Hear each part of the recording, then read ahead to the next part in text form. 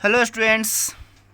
आज का हम लोग का टॉपिक है coordination, business study class 12 first chapter nature and significance of management का ये लास्ट सेगमेंट है कोऑर्डिनेशन, जिसे हिंदी में समन्वय कहते हैं।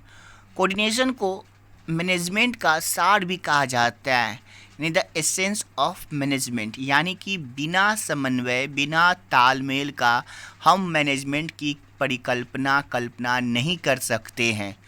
कोऑर्डिनेशन चाहे मैनेजमेंट के जितने भी फंक्शन या एक्टिविटीज हो, मैनेजमेंट के जो 5 फंक्शंस होते हैं, planning, organising, staffing, directing, controlling, ये पांचों फंक्शन हो या इसके जितने एक्टिविटीज या जितने भी लेवल हो, टॉप लेवल, मिडिल लेवल और सुपरवाइजरी लेवल, सभी लेवल में बिना कोऑर्डिनेशन का कोई भी वर्क नहीं हो सकता है। इसके अभाव में कोई भी काम या तो ओवरलैपिंग हो सकता है, डुप्लीकेट हो सकता है, या वो काम गड़बड़ हो सकता है। चॉइस मीन्स होता है गड़बड़ हो सकता है। तो इसीलिए कोऑर्डिनेशन हर लेवल में, हर फंक्शन में, यहाँ तक कि एक एक फंक्शन के अंदर में भी इसकी ज़रूरत पड़ती है।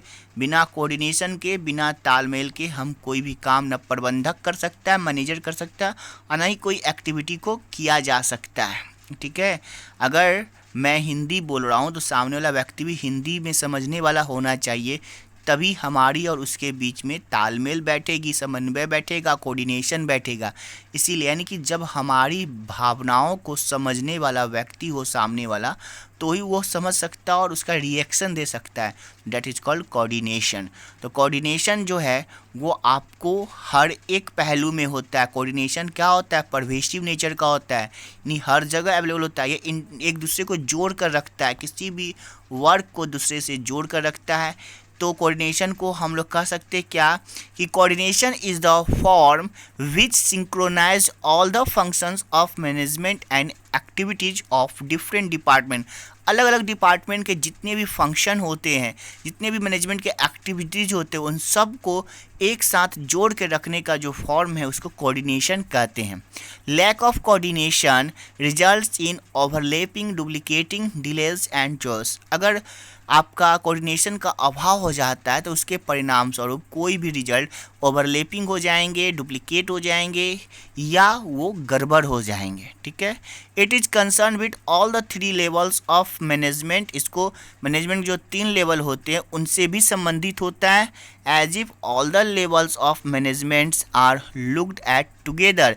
इसीलिए सभी मैनेजमेंट के लेवल एक दूसरे से बंधे होते हैं, and they become a group, and in the case of every group, और तभी वो सब मिल करके एक ग्रुप बनते हैं। ठीक है, they also require coordination among them self, so it is not a separate function of management, rather it is the essence of management. इसीलिए ये मैनेजमेंट का अलग वर्क नहीं हो करके एक साथ मिल करके ग्रुप वर्क होता है, जिसका इसे एसेंस ऑफ मैनेजमेंट या प्रबंध का सार कहते हैं।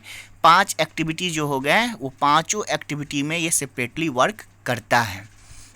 नंबर 1 पॉइंट दिया, कोऑर्डिनेशन इंटीग्रेट्स ग्रुप एफर्ट्स। जो ग्रुप के द्वारा जो काम किए जाते हैं उनको एक दूसरे से कनेक्ट करके रखना कोऑर्डिनेशन का, यानी प्लानिंग का वर्क हुआ है तो उसको ऑर्गेनाइजिंग से जोड़ना, ऑर्गेनाइजिंग के वर्क को स्टाफिंग से जोड़ के रखना, स्टाफिंग के वर्क को डायरेक्टिंग से जोड़ के रखना, और डायरेक्टिंग के वर्क को कंट्रोलिंग से जोड़ के रखना। That is coordination. सेकेंड है, coordination ensures unity of action. जो काम करना है की भावना है उसमें एकाग्रता लाना है। लोगों के बीच में जितने भी एम्प्लॉई है या जितने भी वर्कर है वो सब जो है वो ऑर्गेनाइजेशन गोल को अचीव करते हैं और इसके लिए इंडिविजुअली वर्क करते हैं, तो उन सब को एक दूसरे से जोड़ कर रखना, एक दूसरे के काम से बांध कर रखना। Coordination is a continuous process, रुकना नहीं चाहिए, चाहे जितने भी लेवल हो, जितने भी फंक्शन हो, ये सब में चलते रहता है, इसलिए कंटिन्यूअस प्रोसेस है।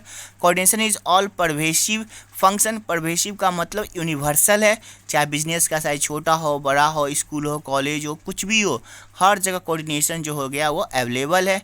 And coordination is the responsibility of all managers. जितने मैनेजर होते हैं उन सब का ये रिस्पॉन्सिबिलिटी है कि जितने भी टॉप लेवल हो, मिडिल लेवल हो, लोअर लेवल हो, मैनेजमेंट के हर लेवल में कोऑर्डिनेशन इक्वली होना चाहिए। लोगों के बीच में काम का बंटवारा इक्वली होना चाहिए और लोग अपने अपने वर्क को डिस्ट्रीब्यूट करें अच्छे अच्छे तरीके से। Coordination is a deliberate function. Deliberate function का मतलब हो गया कि कोऑर्डिनेशन जो होता है कभी खुद से नहीं बनाए जाते हैं, ठीक है। इसको एक प्रकार का ग्रुप एफर्ट माना जाता है और ये प्रत्येक मैनेजर का एक पार्ट होता है जो उसके प्रयास से बना जाता है।